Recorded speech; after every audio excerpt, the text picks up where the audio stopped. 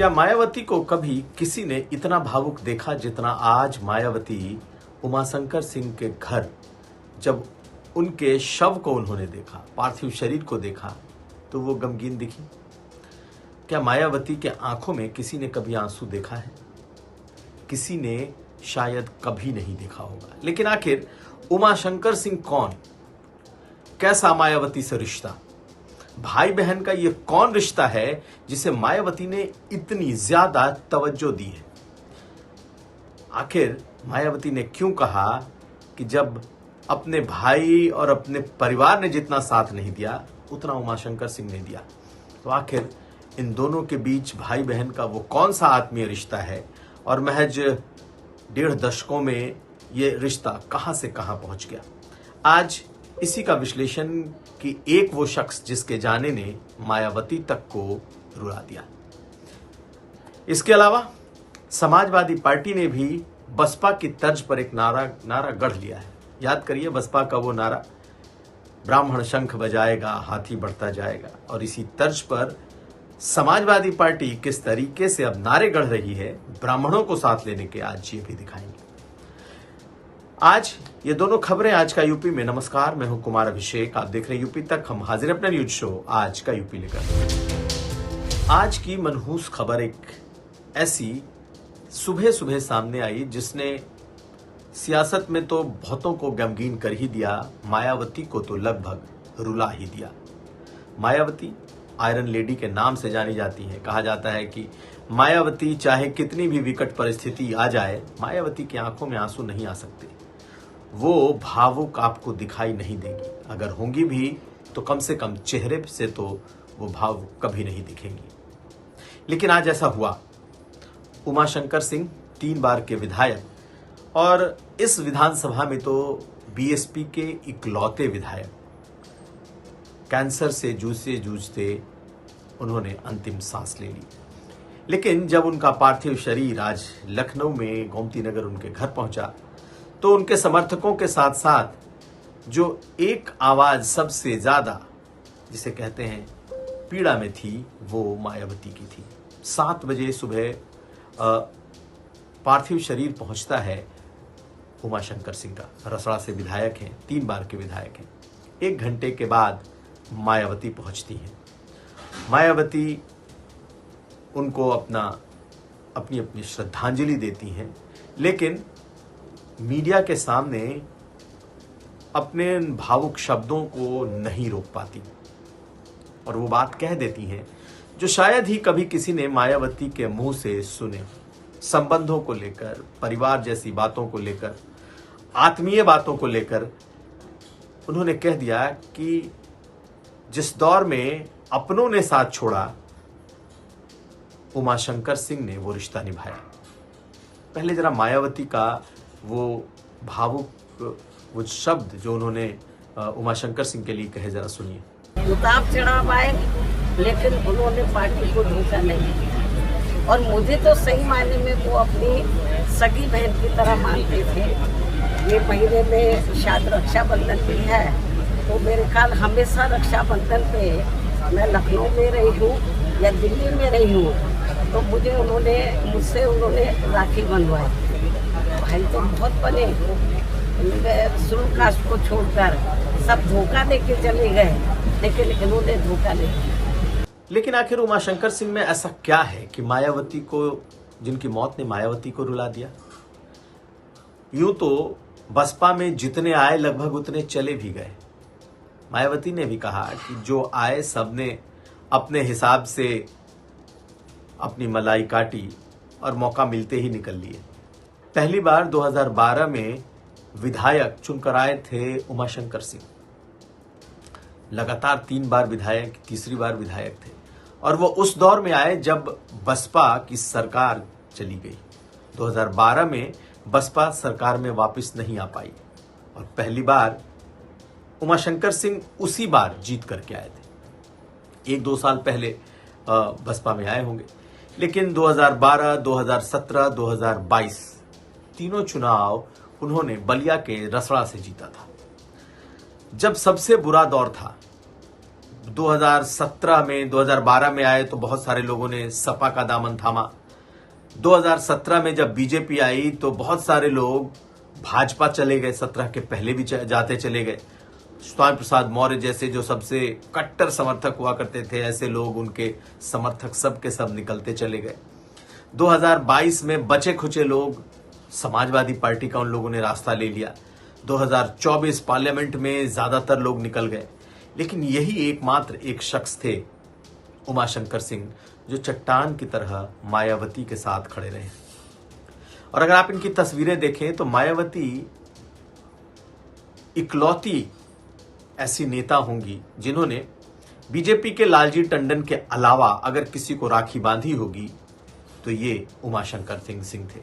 हर साल उमाशंकर सिंह मायावती जहां भी रहे, लखनऊ रहे, दिल्ली रहे, वो हर साल रक्षाबंधन पर उनके घर पहुंच जाते थे और रक्षाबंधन पर बगैर राखी बंधाए नहीं आते थे। मायावती ने भी उन्हें अपना भाई कह दिया था, अपना भाई मान लिया था, और तभी आज वो गले, रुंधे हुए गले से उमाशंकर सिंह के लिए वो शब्द कह रही थी। उनकी आत्मीयता इस स्तर पर थी कि उन्होंने आज इस परिवार के लिए भी कह दिया।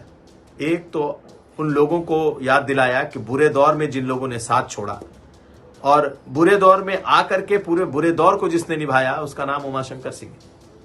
इसीलिए मायावती ने इसका एहसास परिवार को भी जताया कि मुझे इसका एहसास है, और परिवार जिसे चाहेगा और अगर चाहेगा तो मायावती का संरक्षण उसे मिलेगा। यानी कि अगर रसड़ा सीट से परिवार का कोई भी चुनाव लड़ना चाहेगा तो वो बसपा उसे सहर्ष लड़ाएगी।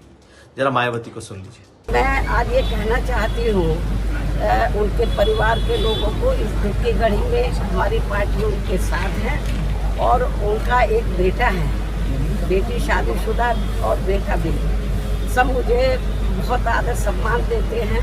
तो मैं इस मौके पर पूरे परिवार को यह आश्वासन देना चाहती हूँ, यदि परिवार चाहेगा तो उनके बेटे को मैं राजनीति में आगे बढ़ावा दूंगी, उनके स्थान पर उनको पूरा महत्व दूंगी। उमाशंकर सिंह को लेकर के जब जब नई नई सरकारें बनी तब तक कयास जरूर लगते रहे, चाहे अखिलेश यादव का दौर हो या फिर मुख्यमंत्री योगी आदित्यनाथ का दौर। जब योगी मुख्यमंत्री बने 2017 में, तब भी लोगों ने कहा कि बीजेपी के लिए तो जब चाहें तब उमाशंकर सिंह मौजूद होंगे, जब बीजेपी चाहेगी या जब उमाशंकर सिंह की इच्छा होगी तब वो भाजपा जा सकते हैं। और जाने वाले तो चलते चले गए, लेकिन लोग उमाशंकर सिंह के बारे में कयास ही लगाते रह गए। सारी परिस्थितियां मुफीद होने के बावजूद उमाशंकर सिंह ने मायावती का साथ कभी नहीं छोड़ा। और इनके बारे में कहते हैं कि मायावती को अगर कोई भी कभी कोई ईमानदार फीडबैक देनी होती, यानी कि भरोसे का स्तर इतना था कि अगर मायावती को लगता कि दूसरे हो सकता है कि उन्हें बरगला रहे हों, झूठ बोल रहे हों, लेकिन उमाशंकर सिंह कभी बरगला नहीं सकते। इसलिए इनके बारे में था कि ये मायावती को अगर कोई बात कह दें तो फिर मायावती उसे टालती नहीं थी। तो कहते हैं कि मायावती का ये वो भरोसा था जो उन्होंने अपने सबसे बुरे दौर में परखा था।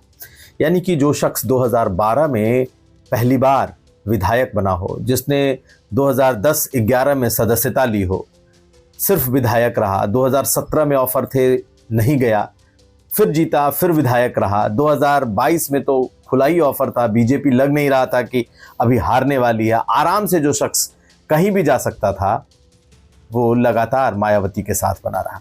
और शायद अगर वो भावुक हुई तो उसके पीछे की वजह भी है। जो जानकार हैं, जिन्होंने करीब से देखा है, उनके मुताबिक मायावती के जब भाई का देहांत हुआ था तब वो मीटिंग ले रही थी, और जब उन्हें बताया गया वो बात कि भाई का देहांत हो गया है, तो भी उन्होंने अपनी मीटिंग पूरी की थी और उसके बाद वो दिल्ली गई थी।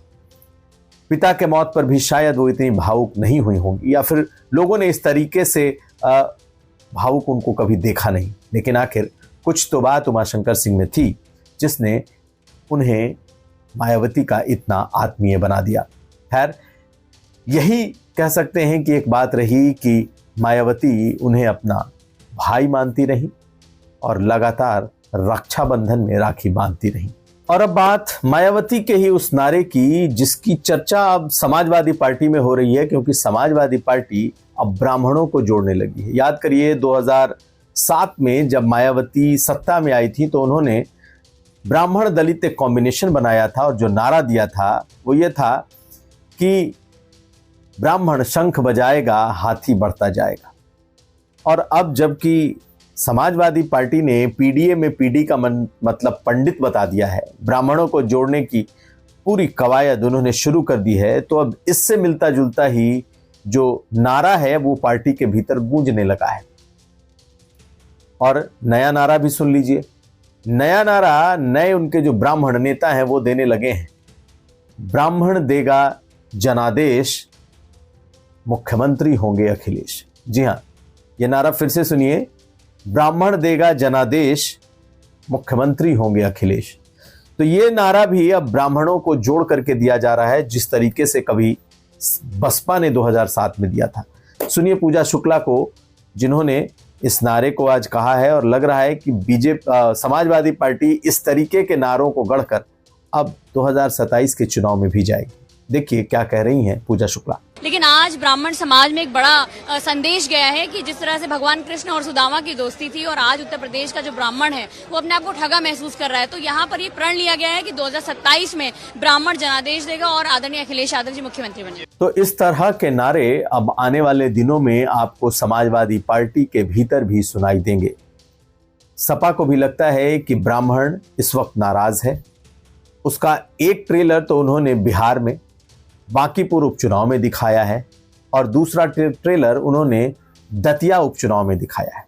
और यही वो मौका है कि ब्राह्मणों का जो सेंटिमेंट्स है उसको अपनी तरफ किया जाए। और इसे भांपकर समाजवादी पार्टी ने न सिर्फ बड़ा सम्मेलन कर डाला, बल्कि अब तो नए नए नारे भी ब्राह्मणों के लिए गढ़े जाने लगे हैं। बीजेपी के लिए चिंतित होने की बात तो है। देखना है कि समाजवादी पार्टी अपने पीडीए प्लस को कहां तक आगे ले जाती है। यह था आज का यूपी। हम कल फिर हाजिर होंगे। हमें दीजिए इजाजत। देखते रहिए यूपी तक।